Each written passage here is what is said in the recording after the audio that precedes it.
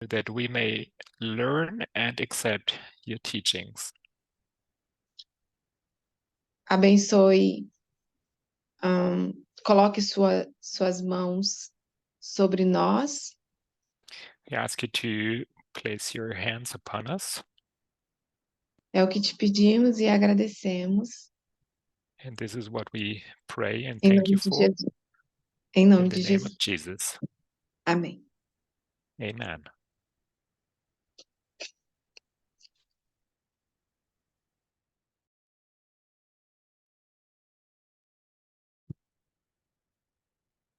I want to welcome everybody to our second presentation.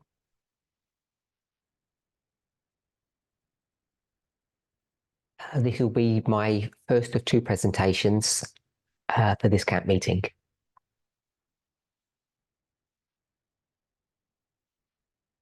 Just a little bit of housekeeping before we begin.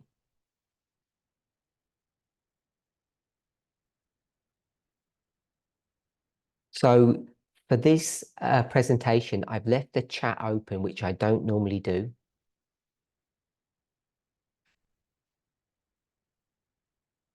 So I want to ask everybody not to put random comments on there.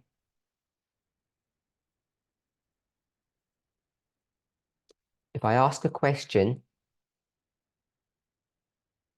and it's not rhetorical, then I'll ask for people to give an answer.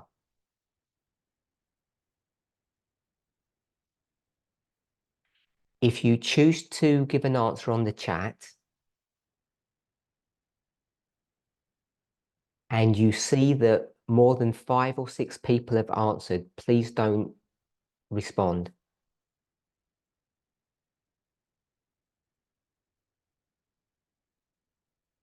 Otherwise, we'll have lots of people responding to the same question and I won't deal with everybody's answer.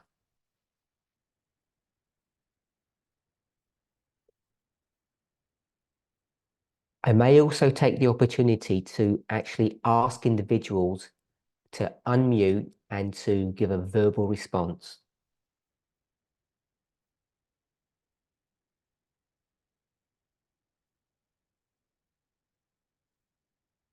So I've been told that that should work. But if there's any problems with it, any technical problems, my translator can let me know and we won't use the audio, we'll just stick with chat.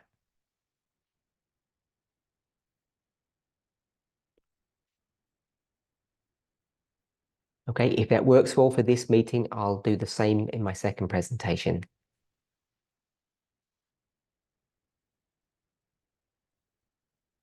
Thank you.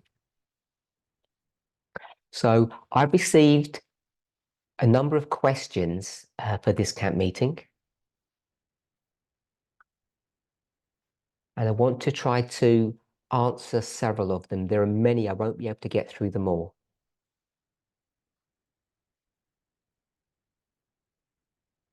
Some are more involved than others.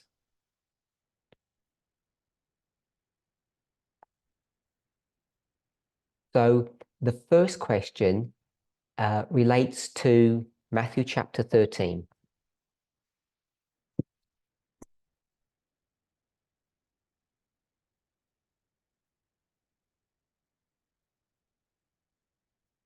We're all familiar with Matthew 13.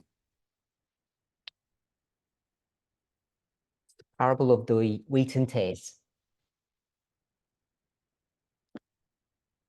So I presume that most of you know that I've done numerous presentations on this parable.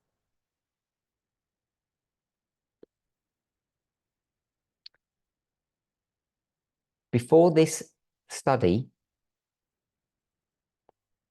I did a series of presentations on the nature of humanity.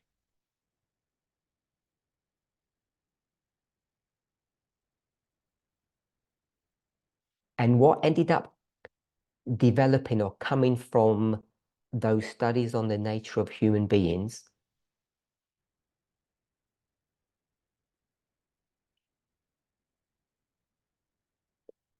was a concept that people called the 7 steps of salvation.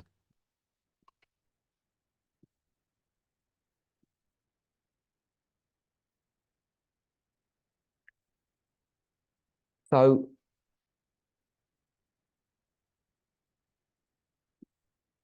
what ended up happening that 2 separate studies, one on Matthew 13, one on the nature of humanity,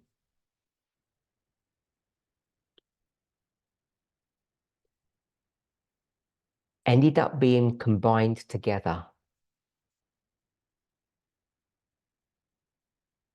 And myself, with a small study group,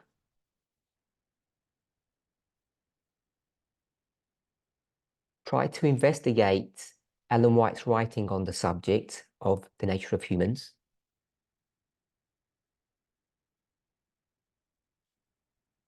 And the fruit of all of that study ended up being this concept of the 7 steps of salvation.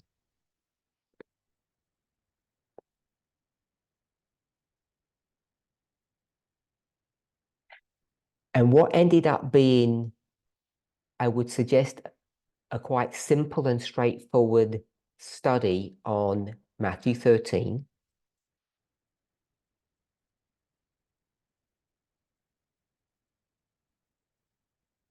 which can obviously be found in the Bible, but Ellen White develops it in the book Christ Objects Lessons.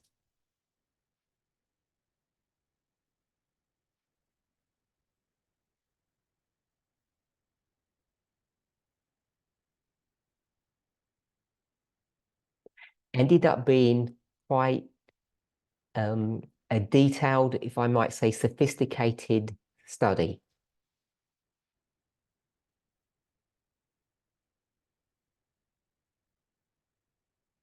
Because rather than just dealing with the basic symbols of the parable,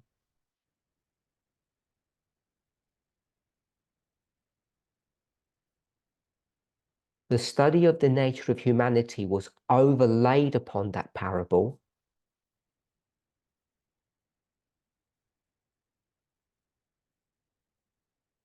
And at least for me personally, that study became much more meaningful. When I say that study, I mean the study of Matthew 13.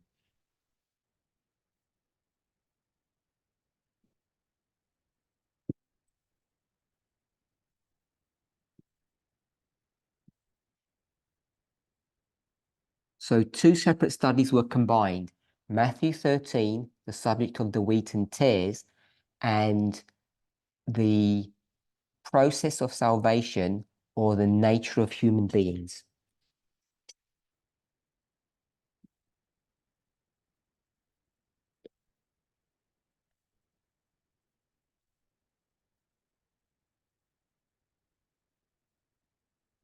So I'm hoping that most of you have at least a vague familiarity or a vague memory of those studies.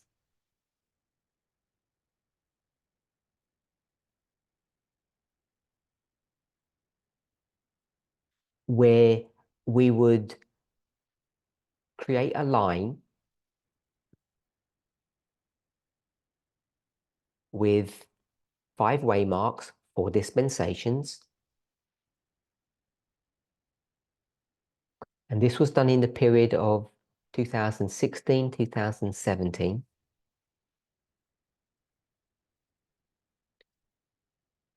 Where we would have the ploughing, the former rain, latter rain, and harvest.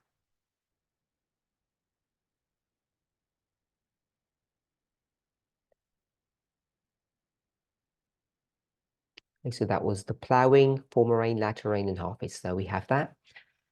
And what we then did was overlaid the steps of salvation as we find in inspiration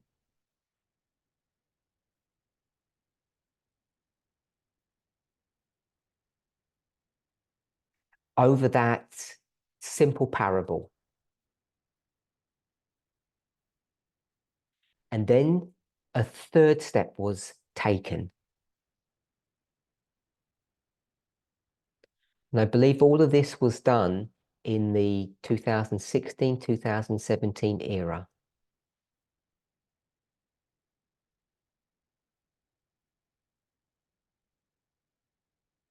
So let me ask a question then, and maybe someone might respond on the chat. What was the third step to this study?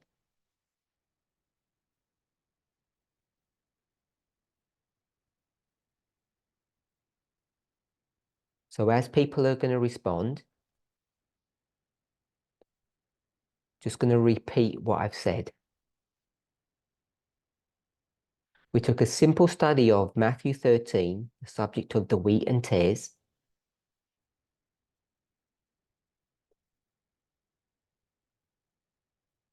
We took what Jesus said and then what Ellen White said about that parable.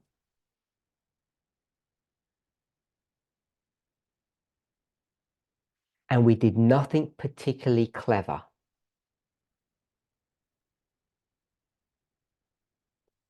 What we did was take the words, which is one of the important methods that we use to understand our message.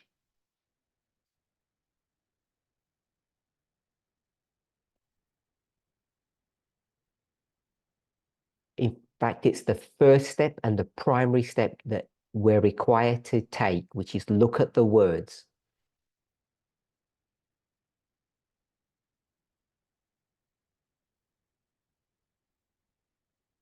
So no one has responded on the chat yet, so I don't know if that's working or not. I assume it is because someone originally sent a chat message. So I don't know if people aren't going to respond or not.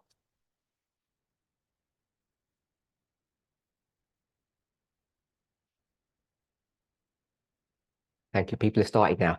So we took this simple study and we looked at the words. And we did nothing more. We tried to employ William Miller's rules.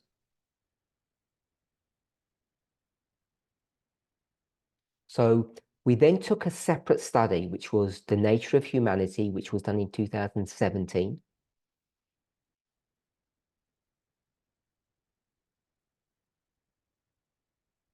And then that study was developed. And I want to remind everybody that even though we speak about the nature of humanity,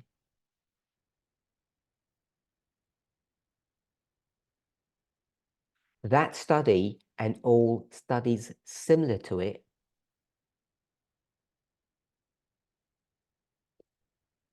are really all about the humanity of the Christ.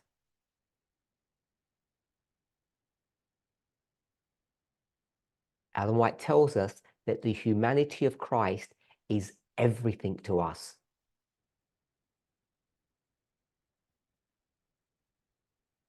And for those of us who were in the movement in that history,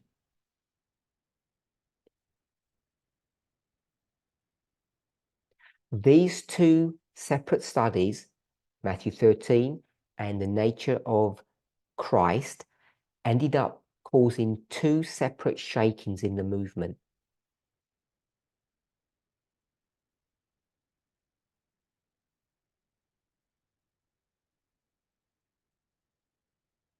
We lost members that had been in the movement, I'll say from the very beginning.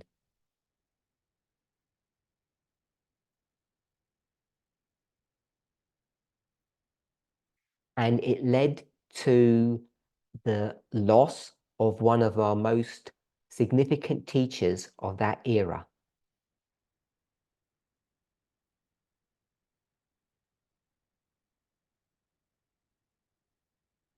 So these studies were really impactful at the time.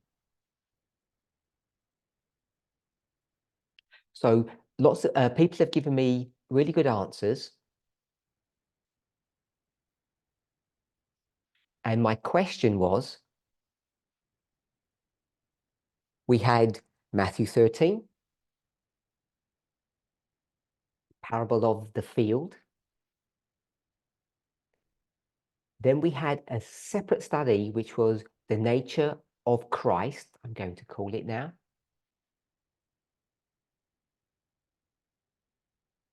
Which is the same study as the nature of humanity. And then we combined them. And we created a line with the standard 5 waymarks and 4 dispensations. And then we did one more step. So all the answers were good that people gave. But the third thing we did was to take a completely different model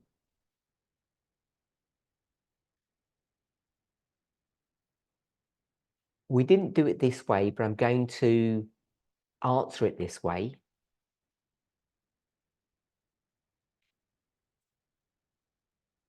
So I'm going to put a book and a chapter.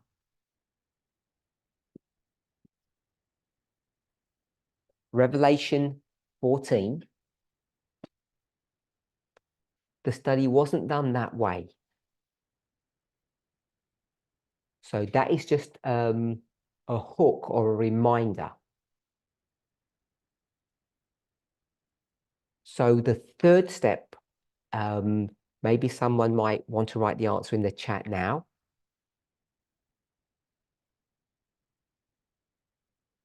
Good, we've got the answer straight away. So we then were able to overlay the 3 angels onto this parable, onto this line.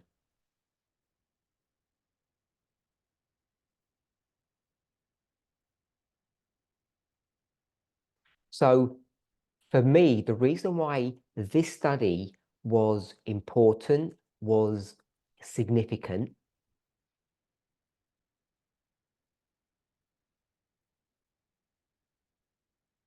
and if I might add, correct, is because it took 3 individual subjects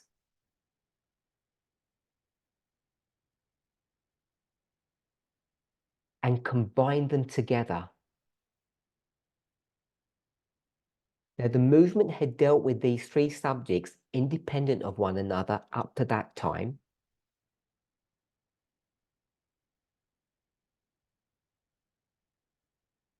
Particularly the third one, the work of the angels.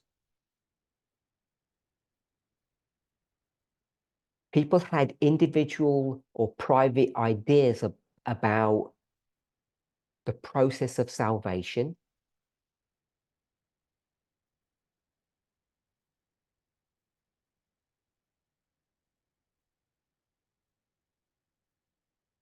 Which ended up becoming consolidated in 2017, as I mentioned earlier.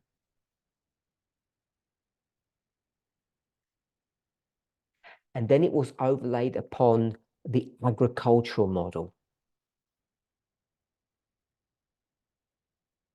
And so by taking these 3 separate ideas or models,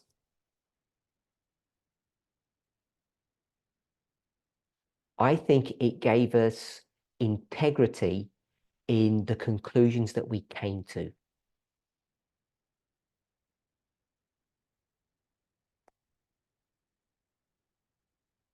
And without people quoting directly,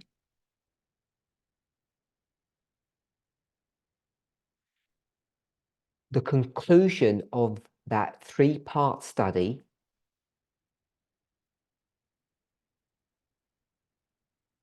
has been used repeatedly by many speakers, many teachers after that.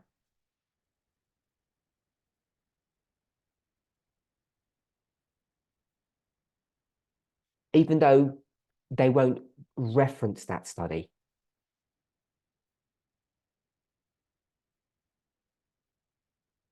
So when you hear people doing presentations, creating lines,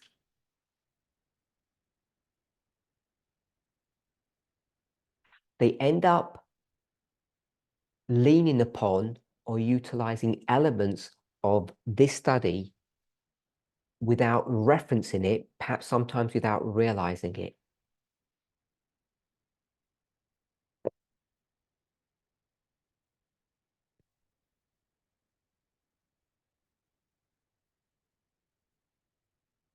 Now, we know that what happens in the world happens in the movement.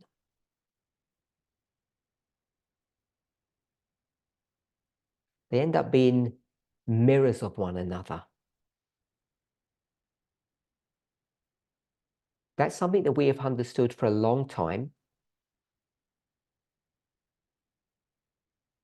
Sometimes the experience or the example we have misunderstood.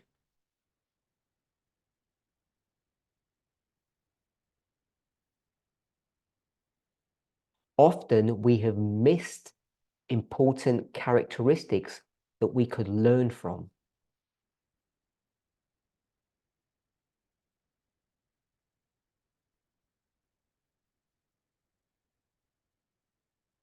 One of the things that I think we have learned or we should have learned from external events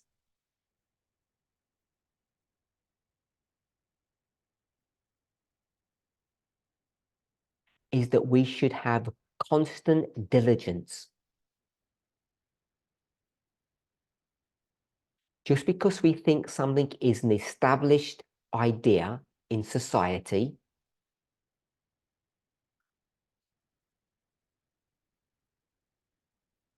it doesn't mean it's safe or secure or can't be challenged.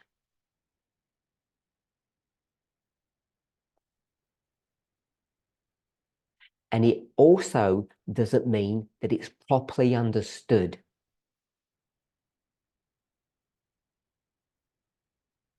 So if you take those thoughts, those ideas that I've just spoken about with reference to the world or externally,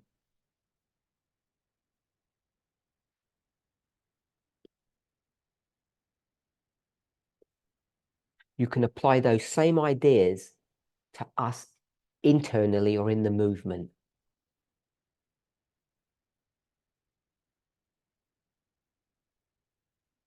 Unless we keep things in the forefront of our minds and repeat them,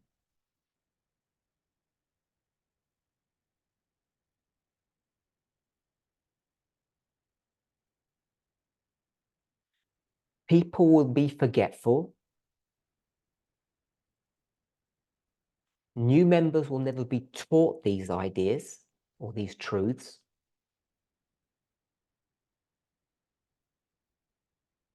And they will begin to be challenged. And when they're challenged, people will sometimes naively think of these new ideas as new light.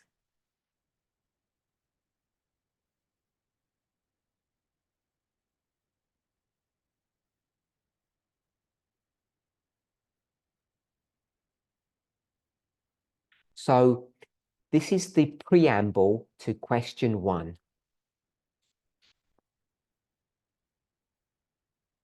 Question 1 is quite simple compared to how long I've laid out this, my response.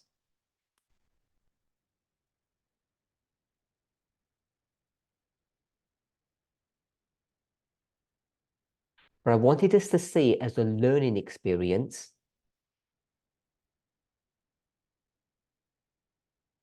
I wanted to remind us of the integrity of this study.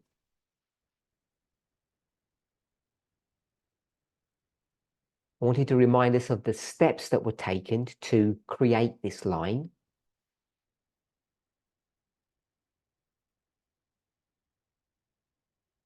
And I also wanted to just remind us why I think, not that this line is particularly important, but why it has integrity.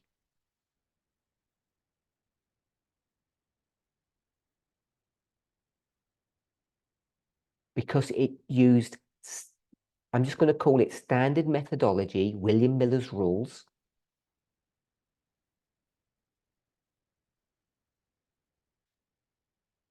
on 3 separate subjects and combined them.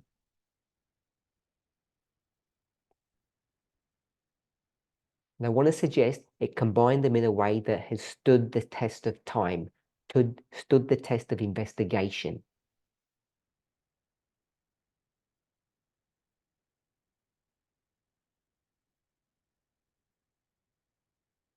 And I've spent so much time laboring this point because this doesn't just apply to this question, it applies to many questions that people are asking today.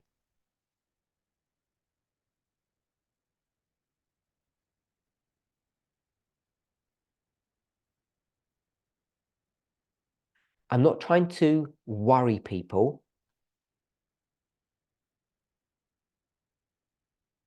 but I am suggesting that we don't speak enough about methodology.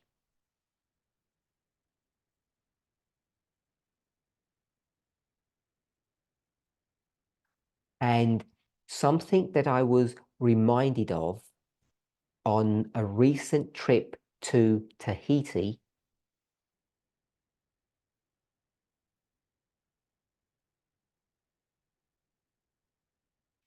by a close friend was that they reminded me of a study that had been done in 2019.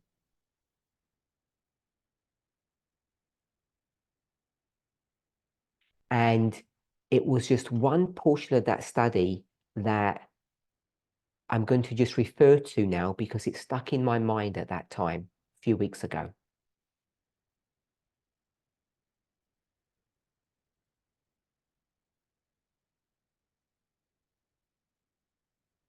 I'm just going to put it over here because it's not directly connected with the question.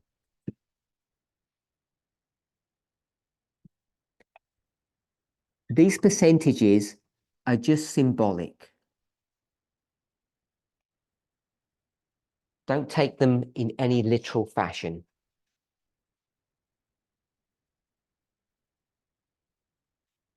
So there was a time when I would reiterate this point over and over again in studies. You'll need to unlock your iPhone first. There's nothing called point over and over. Sorry, my assistant was trying to help me with the answers. That's probably off. So, does anybody know what this refers to? It's 90-10.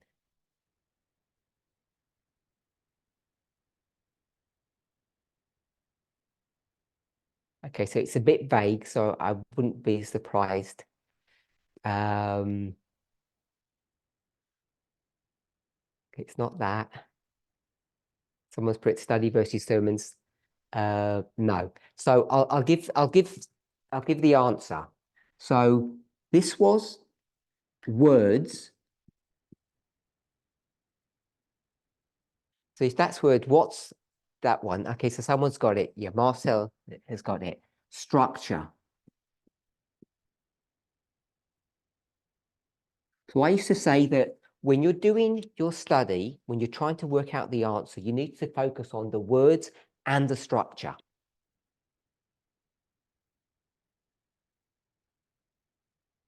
The most important thing is that you need to focus on the words.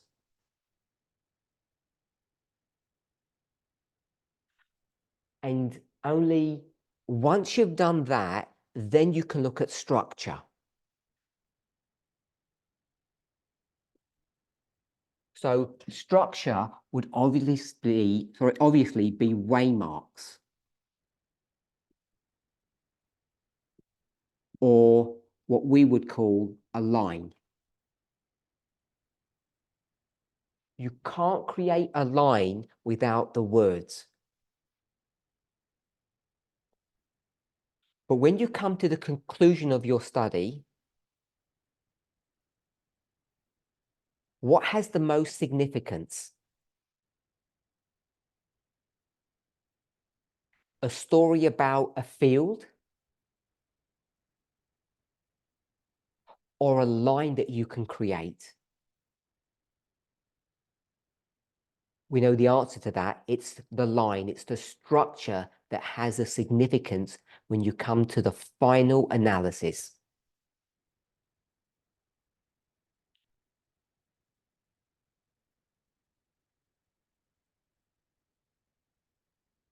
So as you develop your model, your theology, your prophecy, when we talk about a model, that's what I'm referring to. I'm referring to a prophetic understanding of something or a theological understanding of something.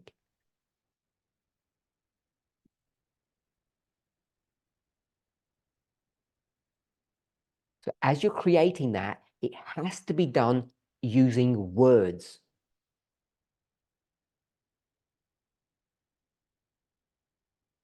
We would normally call that inspiration. So I'm going to just call that the book. How many books do we have?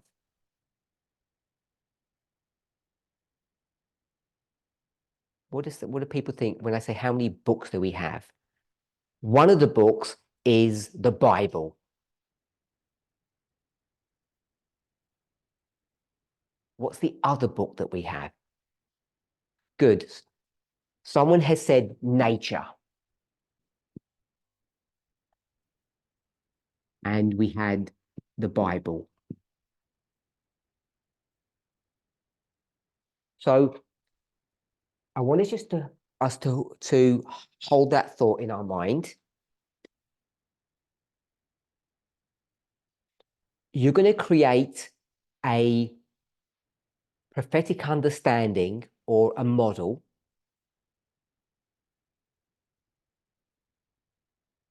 You have to look at the words. You have to go to the book of words, the Bible, or the book of nature. But that's not enough, because you'll get some truth, some warm, fuzzy feeling.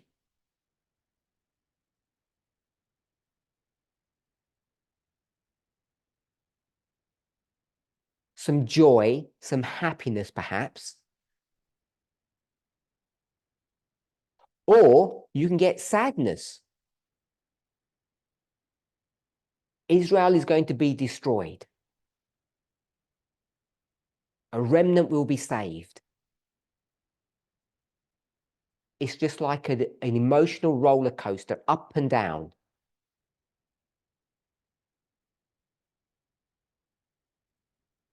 It has some utility, but not much. Then you look at structure. The kingdom is divided between the north and the south. You have time. You have 7 kings. You have beasts.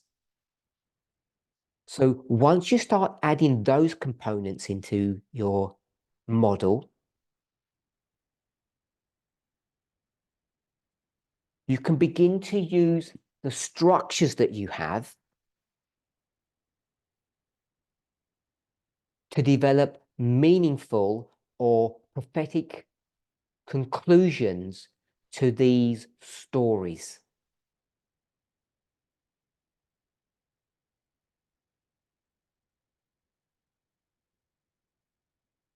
So the structure ends up being the most significant,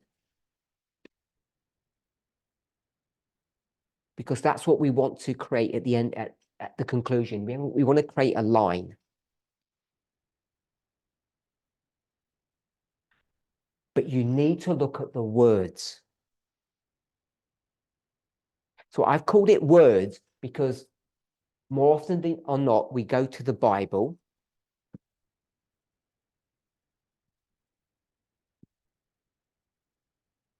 spirit of prophecy, and we would call that inspiration. But Ellen White also talks about the book of nature. So would we consider that the book of nature is inspiration as well?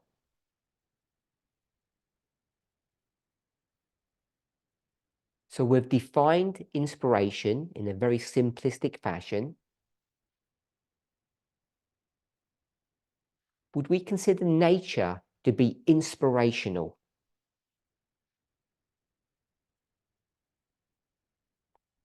And perhaps if I define inspiration in just a user-friendly fashion, not a dictionary definition,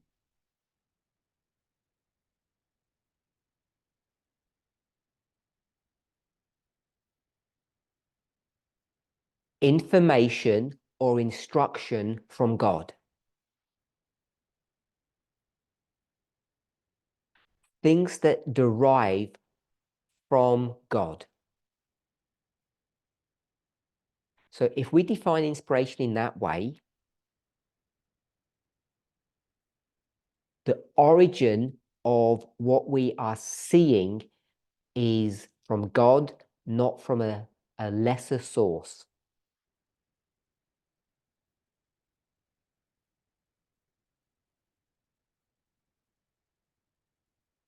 If that's the case, then nature, I would suggest, is also inspiration, a source of inspiration.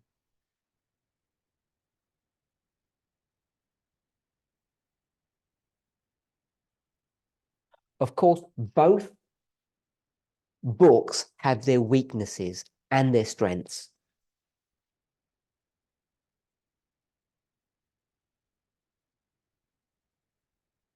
So each has their pros and their cons, each dangerous on their own.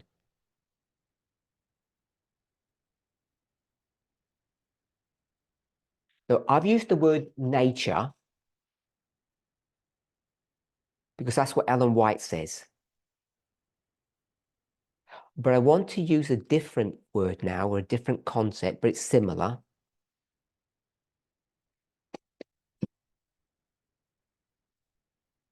And I'm going to call it the world. We might call it the things that are happening all around us.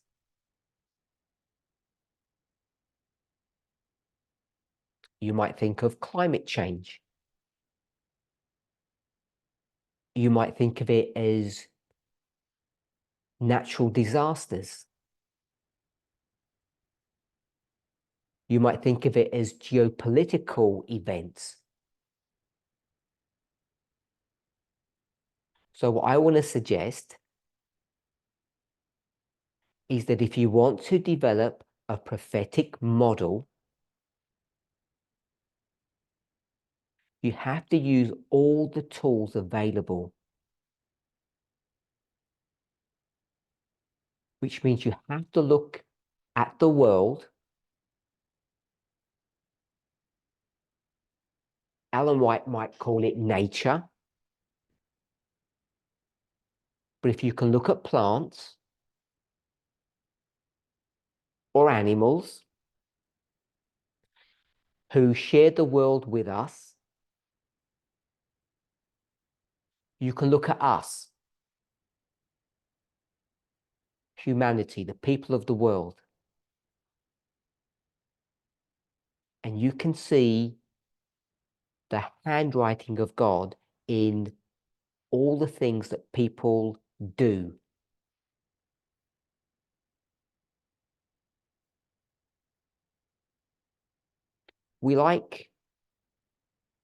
Everybody wants to look beautiful because we're lovers of beauty, because that's part of our nature.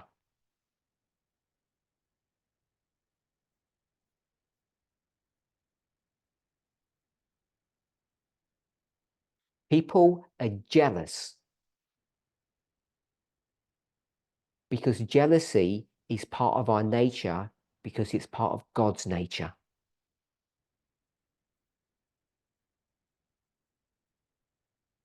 any emotion that you have, all of them stem from God.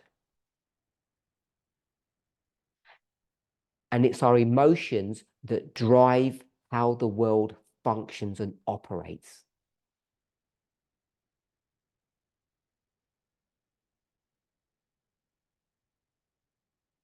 So when you do a study, you need to not just look at the structure. You can't just go to Matthew 13 and try to get some significant prophetic understanding from a field, a farmer, some plants and servants.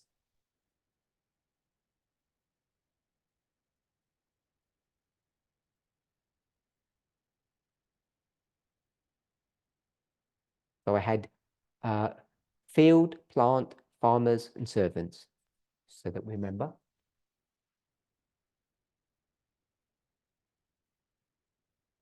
You need more than that. And that's why this was significant. So not only are you allowed to look at the words or Bible and spirit of prophecy,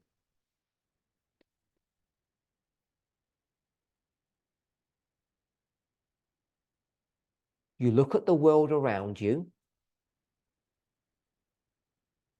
and if you want to make sense of that, first you have to read carefully, and then you have to look at some kind of structure. And that's how you get a line. So an example of this would be 9/11. So we might argue that 9/11 is an inspiration.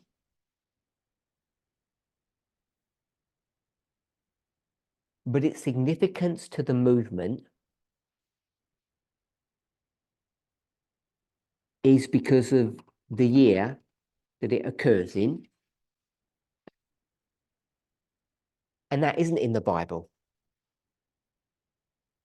You may be able to find some model about the east wind or the angry horse in inspiration.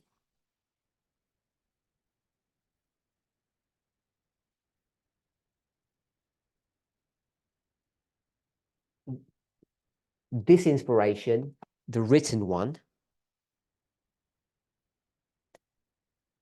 but you have to go to the world or nature and see something. You have to go to the city of New York and see something happening as we see here, 9/11, 2001. Read all that correctly, and then create a prophetic model based upon some structures that you can create.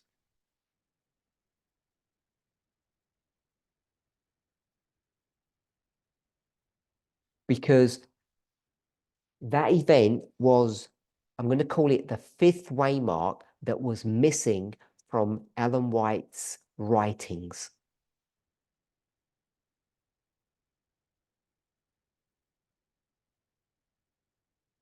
She gave us all the other ones except that one. So I wanted to remind us of this way of looking at things, the way of studying, because it's important.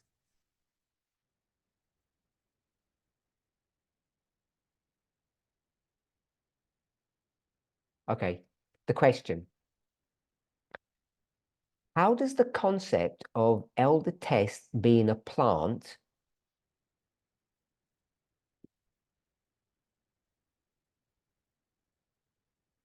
which means being part of the problem, affect the concept of her being the third angel, or her giving the third angel's message. So this was something that was addressed in all of these studies.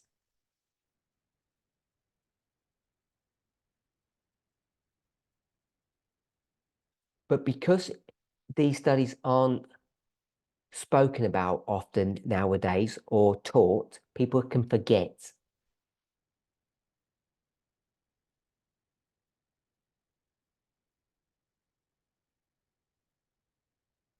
So what the answer to this is really is relatively simple. But I wanted to label the point to remind us of how this was created, this structure,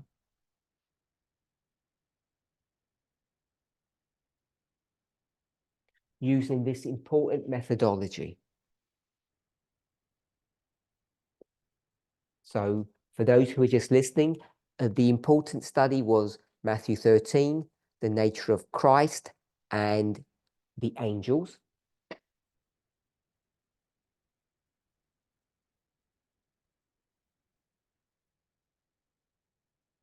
To make sure that you are confident that you're doing it correctly or coming to the correct conclusion,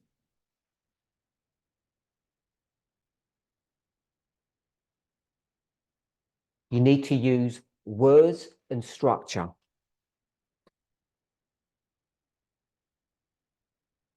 And the focus when you're information gathering, when you're developing your ideas, is with the words.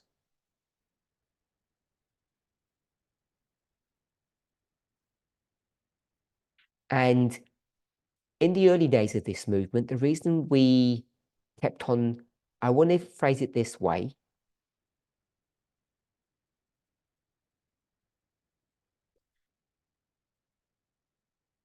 I don't want to call it why we made mistakes. I want to say why we stumbled and fell often.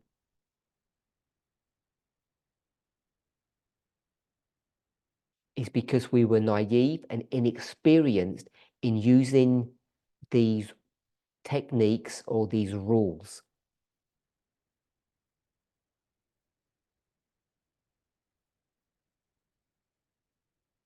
And after the Sunday Law of 2014, we came to a period in our experience that we became much better at using William Miller's rules to understand prophecy.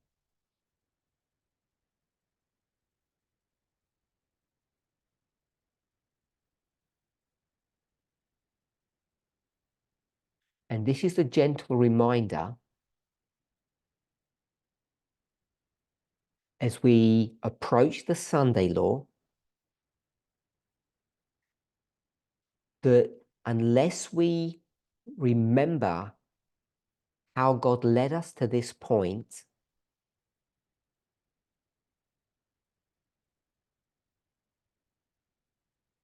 the models that people are generating, the concepts that people are coming up with today,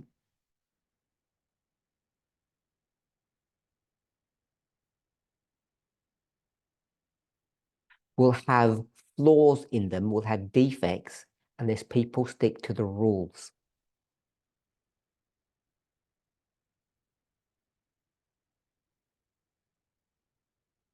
Okay, so the question is, how can you be a plant and an angel?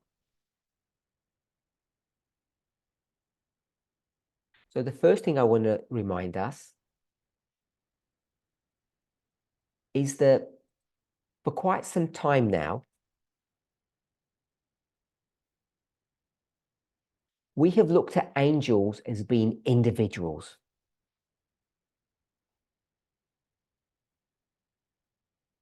I think that's correct. It's okay to do that. But what we seem to have forgotten is that we're all priests. Therefore, we have an equality, we have a solidarity.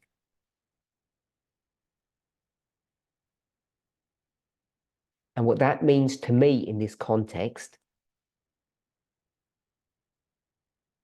is that all of us are both the first, second, and third angels.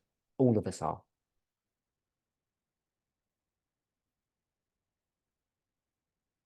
So I just want to remind us of that. And I also want to remind us, which again is not a new concept,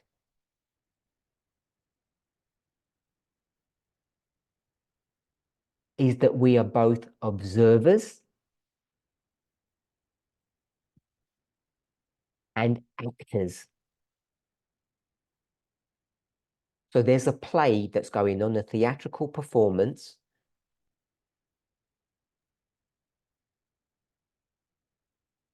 And we're in the audience watching the play.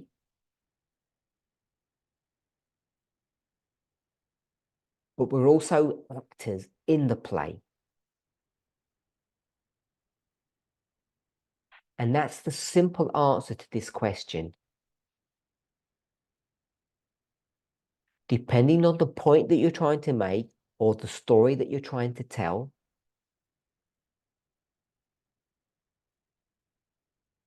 we can be both the servants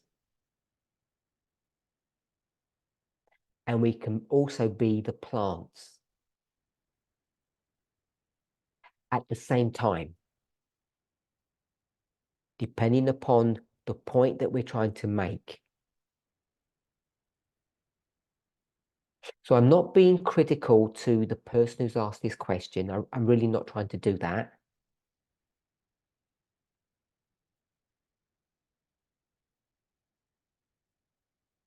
But I want to remind us that this question got answered over, I think, 7 years ago, something like that, a long time ago.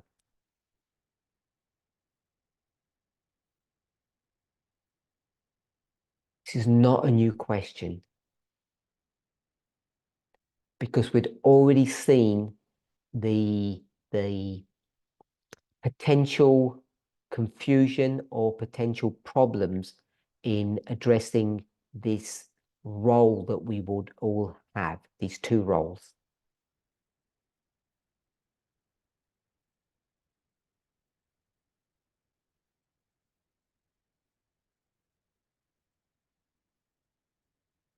And it's completely legitimate to have both experiences at the same time.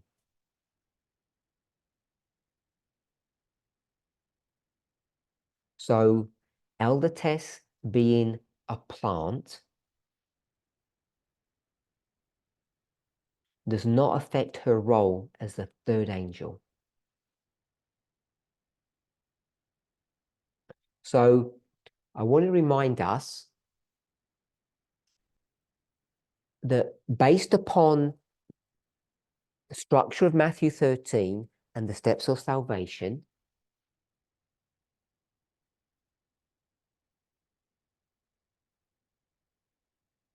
years ago now, I would venture to say before the midnight cry,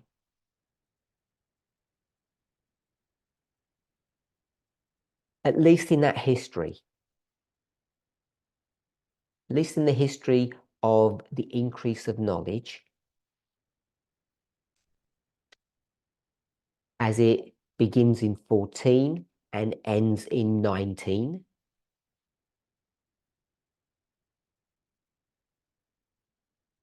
that we had already placed the first, second, and third angels' messages on a line.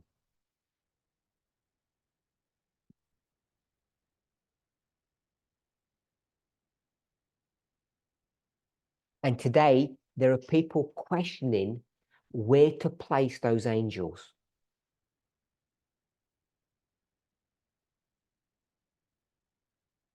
So before we begin to consider the placement of those angels,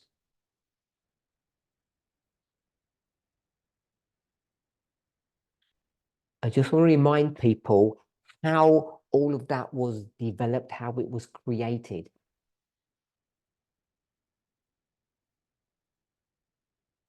It wasn't guesswork.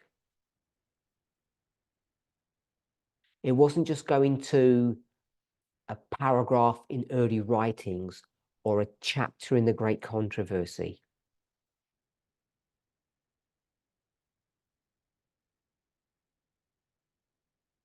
There were literally hundreds of hours that were put into understanding all the information that we had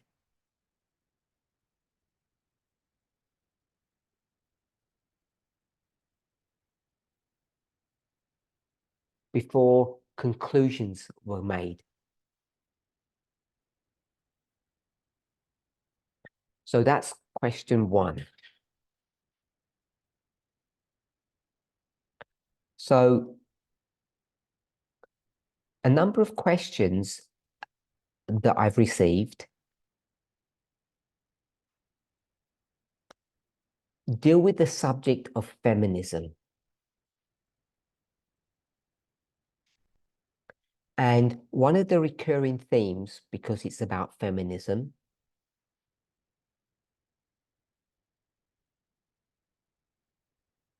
is connected to the idea of radicalism.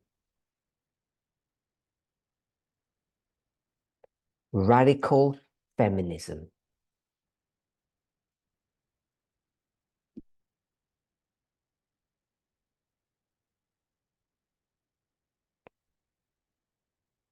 So can my host just give me a timestamp? How much time do I have left? Is it 20 minutes? Oh, she can answer that in a second. Okay, great. So we want to have a look at, before we answer the question, we want to look at radical feminism.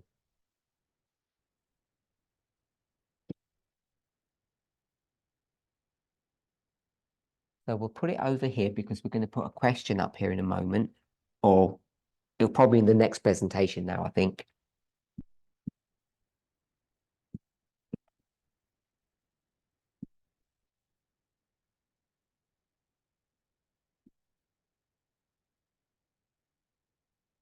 So we want to have a look at radical feminism.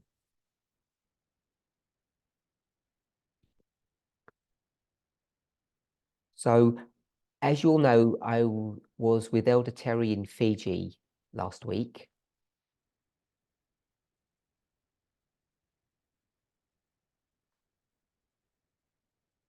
And due to technical problems, we weren't able to live stream or record the meetings.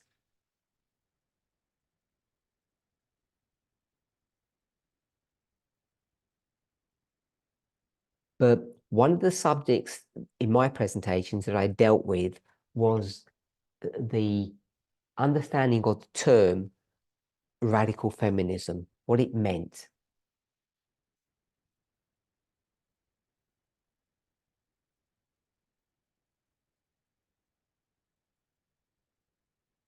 So I want to discuss that in this in this weekend.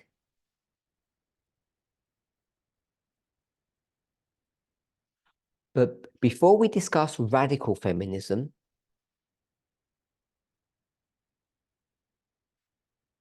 I want to discuss liberal feminism.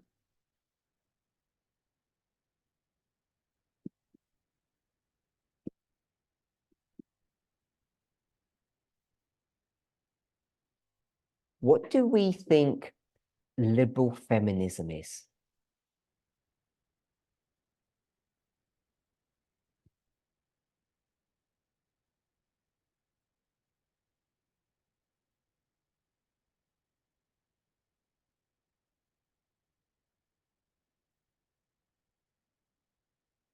Tell me what you think liberal feminism is.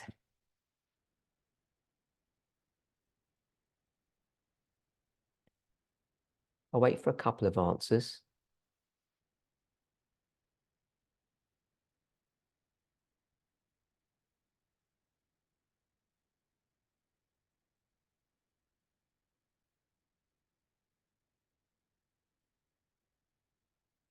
So I've got 2 answers so far. Just wait for it if anybody else wants to say something.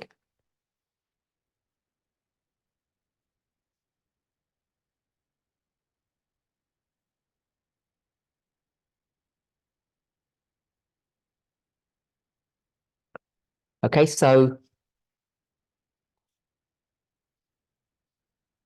I've got 5 answers, all good answers.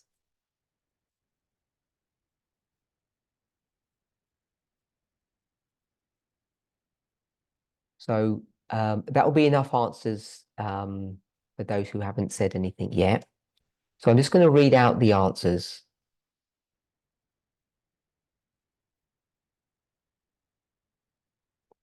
I'm not going to do them in order, but I'm going to group them together.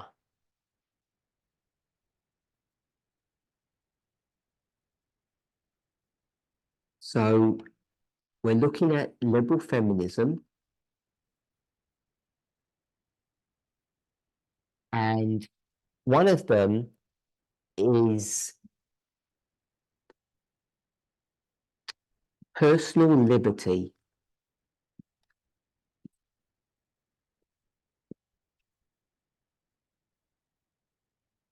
And we'll give an example.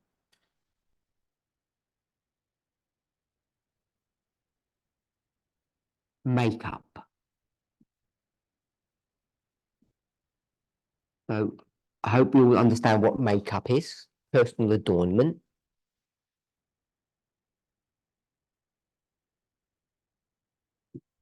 So liberal feminism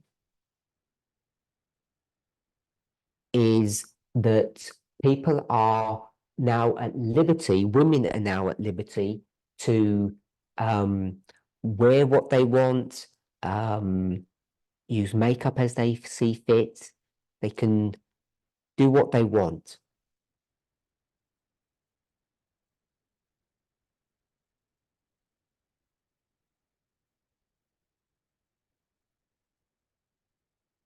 So that's one answer that I got. And I got another answer.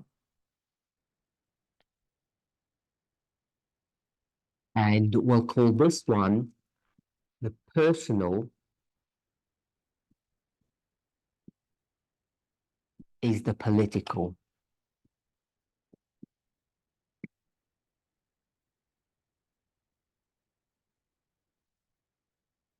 So just want you to think about this.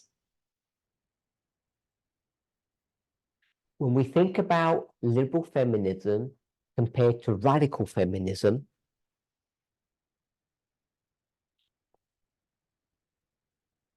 one of the banners that we wave in our movement, one of the things that we talk about a lot or promote is this idea of the personal and the political.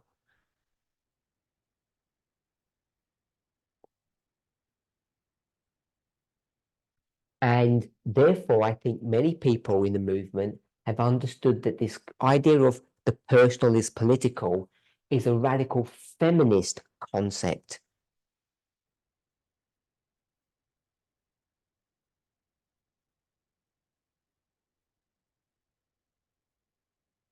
So I just want us to think about that.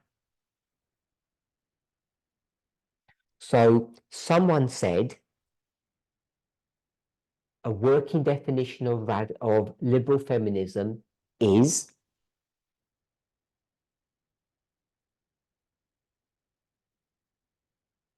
and it comes under this subheading of personal is political.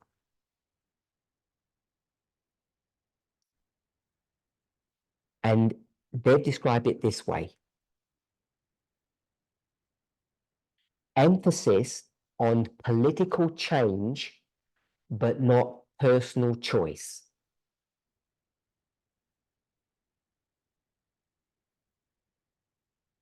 So this member has said, if you're a liberal feminist, then your mission in life is to strive for political change. So it's not about your personal choice, your personal freedoms, what you want or what you could have or what you desire.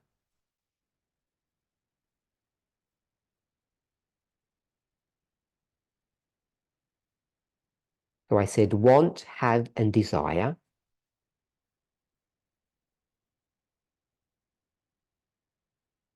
Want, have, and desire. So it's not about you, it's about a wider subject or a wider experience.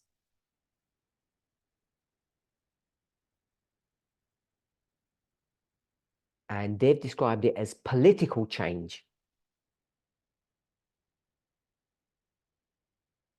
So without trying to put words into that member's mouth, without trying to speak on their behalf,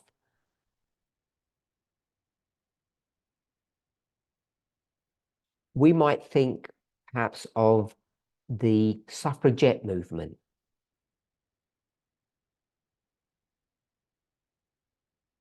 They wanted political change, and it came at a personal cost.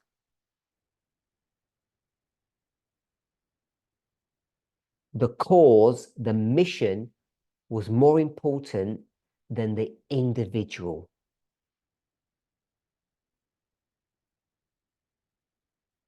So I hope you will understand that member's definition of liberal feminism.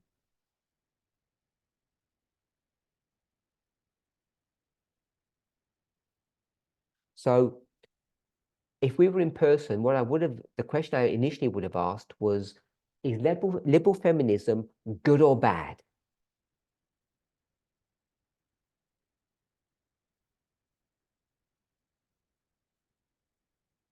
Then I would have asked, is radical feminism good or bad?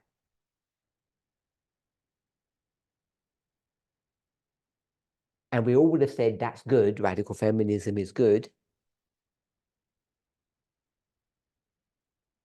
because it's part of the Midnight Cry message.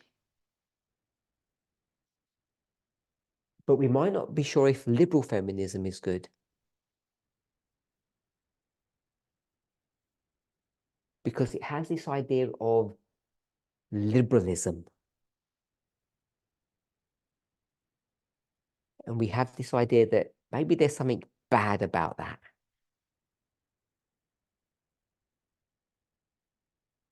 People, women, are all being very liberal, which is why we've got this idea of personal liberty.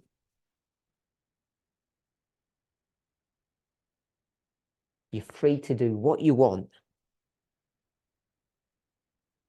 wear what you want, dress as you want.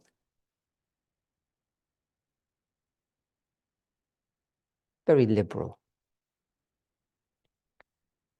Other people have said it's about the personal and political.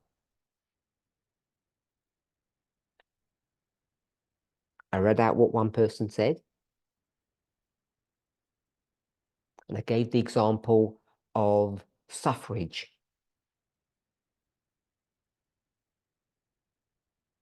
Live for the cause, the mission, the message, the movement. Don't worry about your own personal happiness.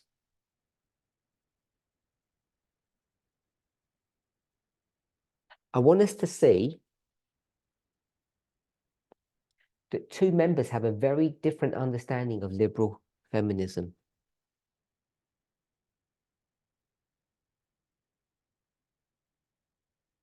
One said it's about personal freedom.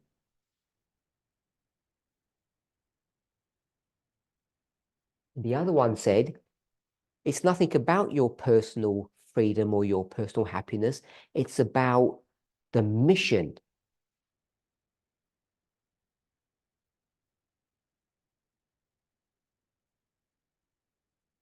You're just a small cog in a large machine.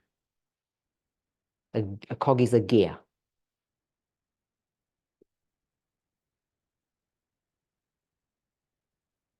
Or you're just a soldier in an army.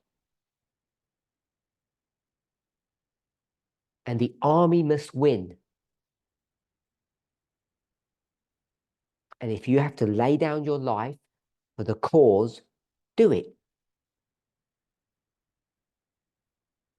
Okay? Someone else has said, the personal is not political.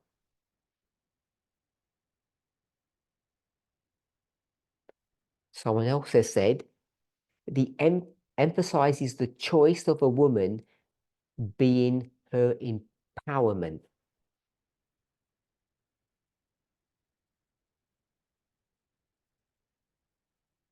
So I guess that one would be about personal liberty. A woman can make choices for herself.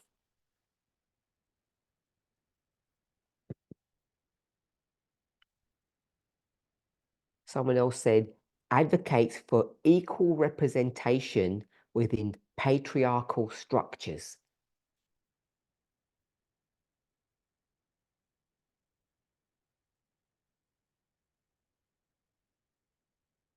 So what that person is saying is that we have a world that operates in a certain way.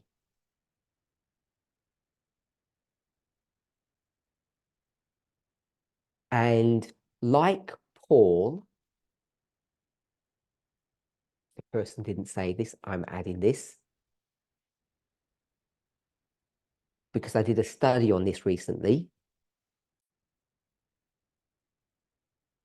And I think some of us might remember the title for that. I think that was in Guadeloupe last year.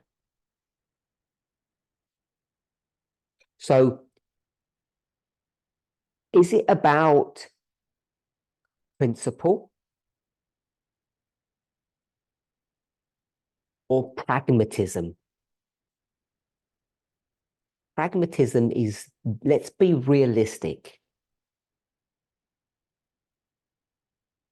We're not going to get 100%. So let's be content with what we can get.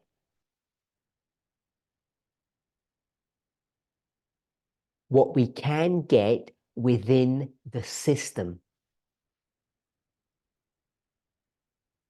So I'm going to read the member's answer again. Liberal feminism advocates for equal representation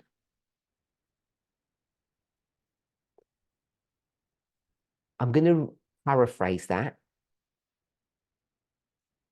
Liberal feminism advocates for equality.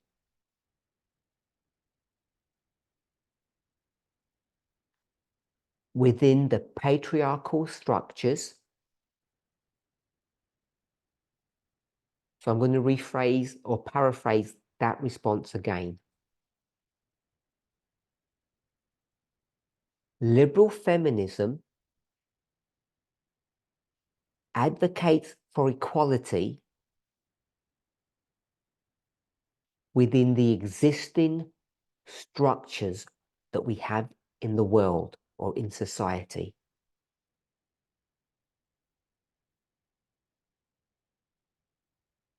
So someone else has given a very similar answer. Liberal feminism is equality. We all believe in equality, don't we? We say we're radical feminists and we believe in equality.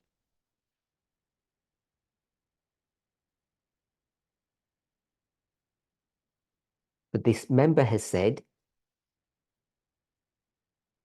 it's striving for equality, achieving equality,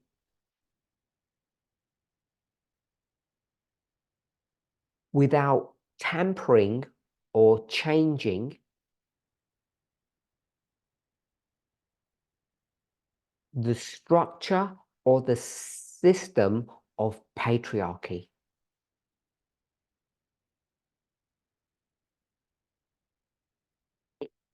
And I got a French answer, which I'm going to try to translate, my first translation in live.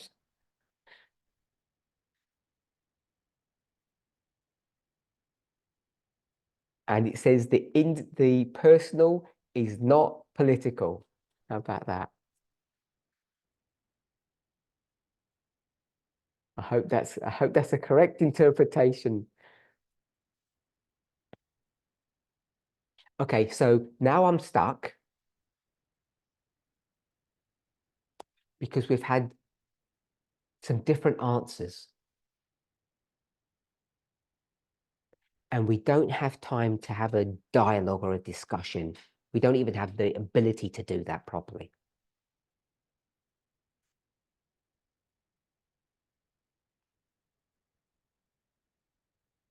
So we had different answers, some very different.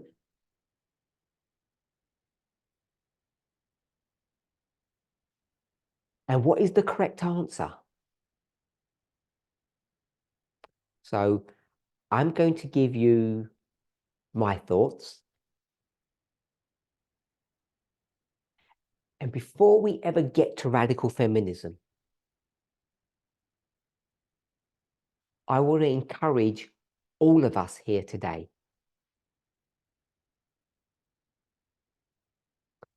and there are many of us, to look up liberal feminism. And when you look it up, you have to look at it from different perspectives.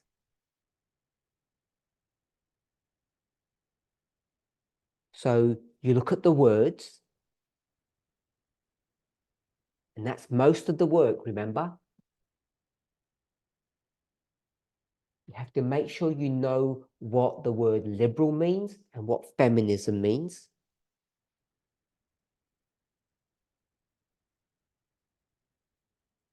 And then you could place it in a structure. First, second, third, fourth wave feminism.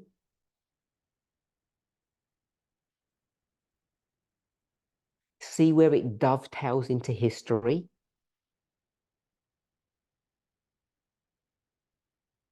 Dovetail means to where it comes into history, if we all got that. And then you can get, hopefully, a much better or holistic understanding of what liberal feminism is.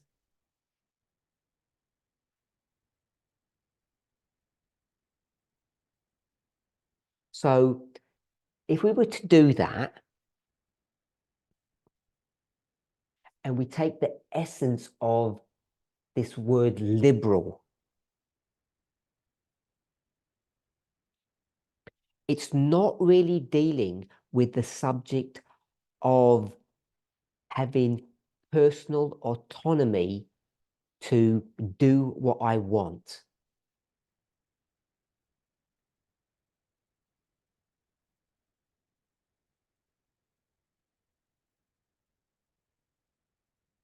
That's not an incorrect definition.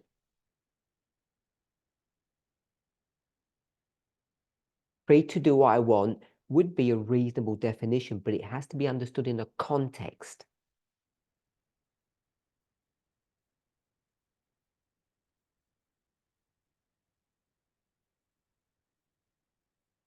So let's assume that we are a conservative movement.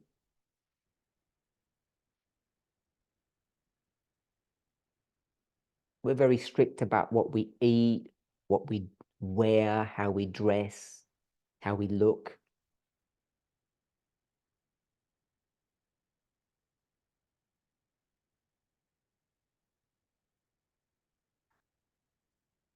wouldn't mind being radical feminist because we're told that's being good.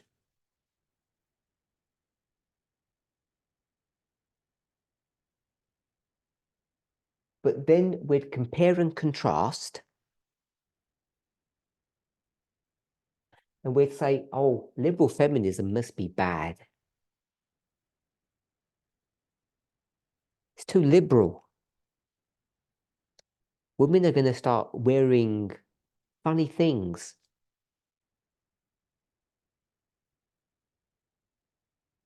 Adorning themselves in ways that aren't appropriate. We don't want any of this liberal stuff. And others would say, that's the old way of looking at things. That's a problem that men have created. Women should have the personal liberty to dress and look how they want.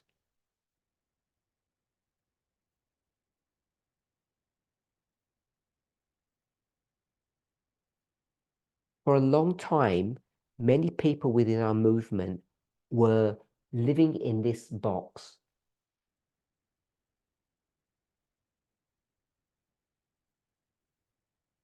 This box of, it's about personal liberty to live how I want to live.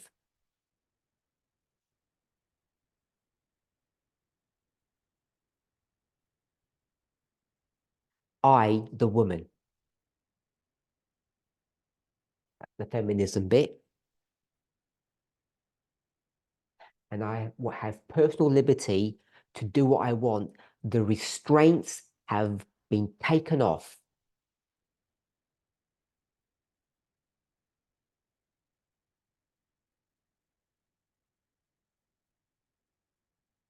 So you end up having either a fight or a discussion or a clash.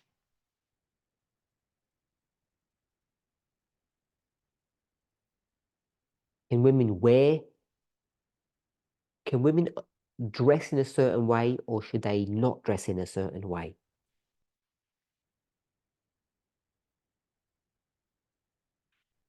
But I want to suggest, as some others have, that's not what liberal feminism is about. It's not about personal liberty. I'm going to give you my thoughts, but I'm going to use the words of one of the members, paraphrased.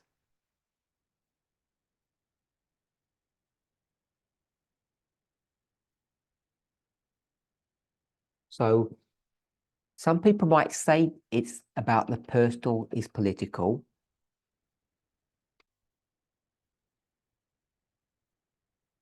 And we don't have time to explore that. So I'm going to say it's about politics.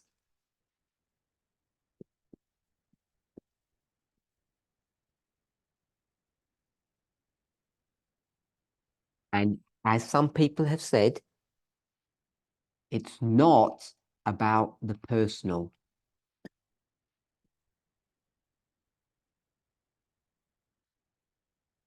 So that's the one I'm going to go for. And I'm going to state it this way, which is the words of one of the members, paraphrased.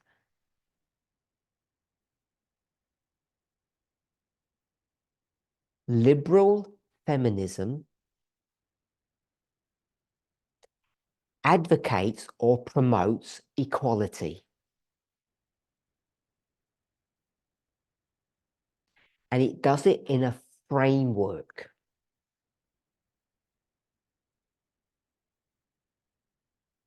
And the framework within which it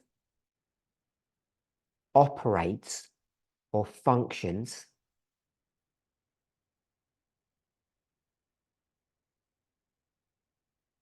is within the existing system or structure.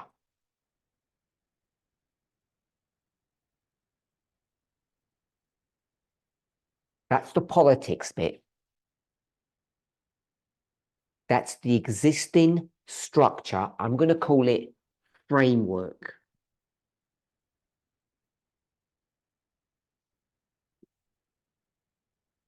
So it's all about promoting good in an existing structure.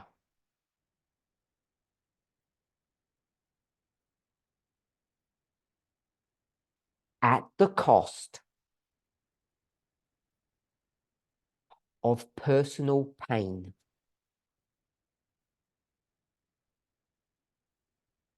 But I'm going to write on the personal,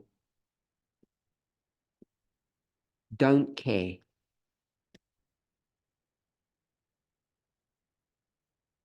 So liberal feminism is about achieving equality in the world as we have it today. Let's take advantage of everything that we have.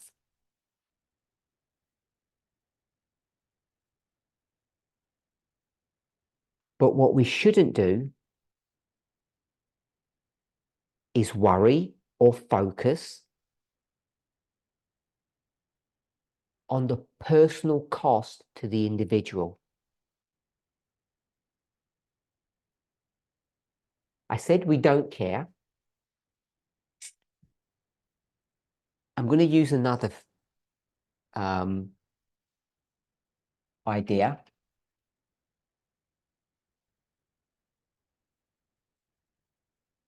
And these are a bit cheeky.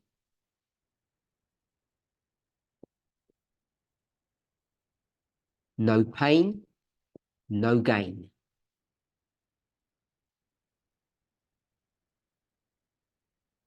And I don't know if the next one I'm allowed to say, because it might be copyrighted. Just do it. Don't worry about how much it hurts.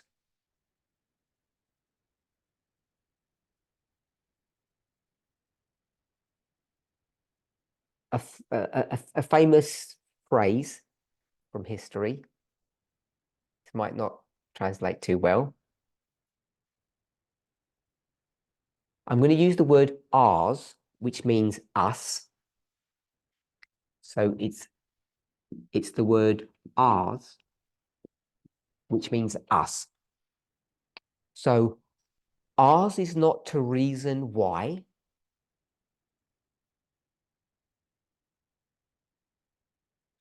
That means we should not question. Ours is not to reason why. We should not question. Ours is but to do and die. So it rhymes in English. Don't question, just die. If you suffer, it's okay. Okay as in necessary. And I think that's what liberal feminism is. It's not about what women wear. That they're free to dress any way they want to. It's a much more significant idea. It's about self-sacrifice.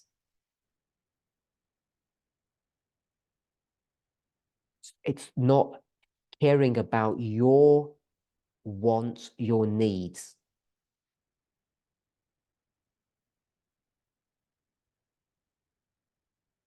You put the midnight cry message before your personal safety before your personal enjoyment.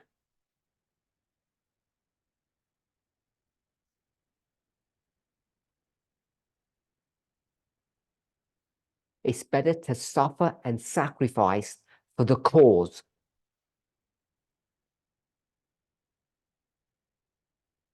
So it's not about the personal bit. That's not what makes liberal feminism interesting.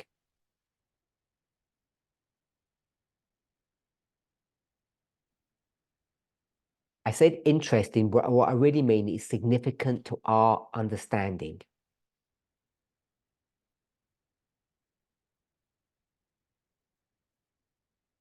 It's this one here, the framework. Liberal feminists want equality. So the equality that they want will be achieved in a certain way.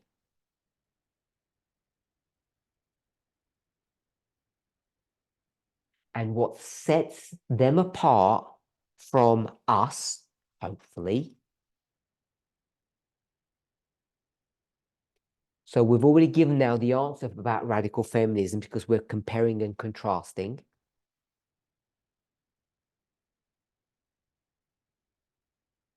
They want change, equality, but they will do it using or through the existing power structures.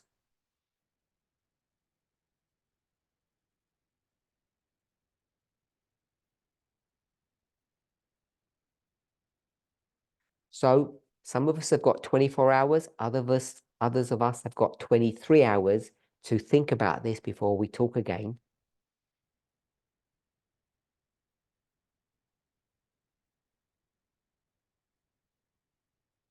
As we move on to question number 2, and this is the preamble for all of that. To try to understand what it means to be a radical feminist.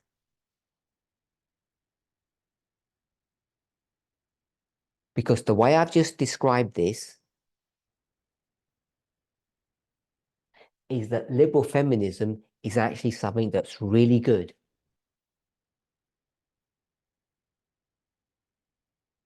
It's not this personal liberty that we should be afraid of how women will now dress or how they will live. It's not that at all.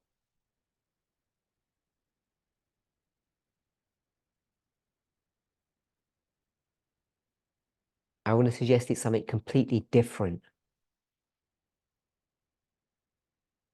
And we've got one day to concur.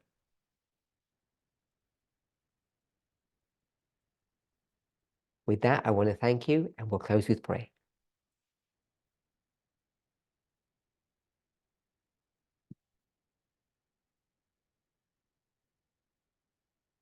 Holy God, we thank you for your watch care and your goodness over your people.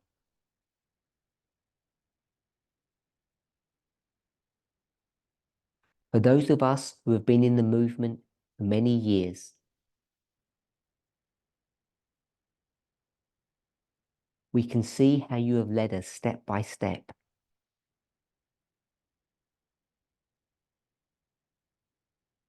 For those of us who are new, may someone help us. Lord, send us teachers who will review past studies,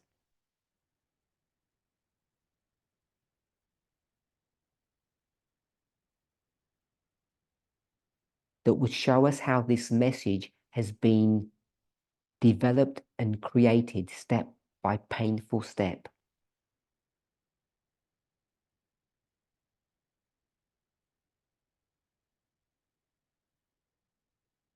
On the borders of the Sunday law, We want to make sure that we are making right decisions, correct choices.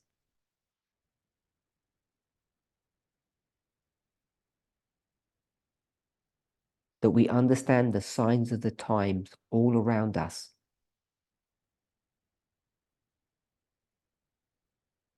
Help us to understand what it means to be a priest, wise, a radical feminist. In Jesus' name, amen.